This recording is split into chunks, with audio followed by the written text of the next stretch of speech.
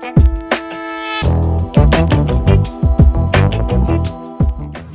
there.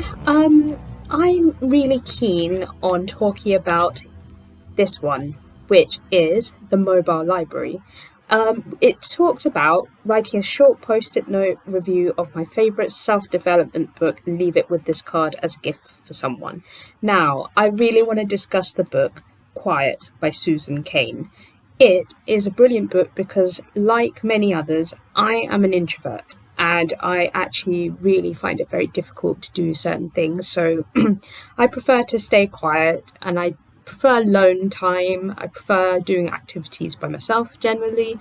And sometimes I get very overstimulated if there is lots and lots of noise and things like that, or if I'm in a sort of environment where there's lots of people and I'm there for hours and hours. So I really recommend this book. And it's basically there to help understand what it's like to be an introvert, but also building on skills and actually harnessing the power of being an introvert, because they talk about being better listeners and having an empathetic quality, which is actually really useful for a team. You need to have both extroverts and introverts, and that's exactly what Susan Cain describes in Quiet, which is the power of introverts in a world that can't stop talking.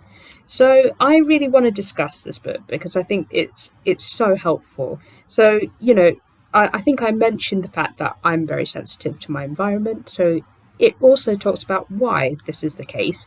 And I really think it's important to understand that basically some people just prefer to be alone, and it just sometimes noise is just too much. And so it's really important, for example, for children who are introverted to really kind of harness their skills as an introvert. If they want to stay alone and do those kind of quiet activities like jigsaw puzzles and things like that, you should allow them to do those kind of things. And that's kind of the point of the book, which is actually, they thrive in those kind of environments. And actually, it's really important to give them that space. And the problem is that at the moment, in the West especially, the ideal of like a successful extrovert is hailed and it's put on a pedestal. Whilst if you think about places like in Asia, so in Japan, China, being introverted is actually the norm. It's much more, is seen as a more sort of, it's about humility. So it's about harnessing humility. So it's interesting, but also introverts can also act like extroverts. For example, being an introvert doesn't mean that you just want to hide in a shell. You still want to do those things like do a podcast, like I do a podcast. You like talking to people, it's also, there are those sort of aspects of it.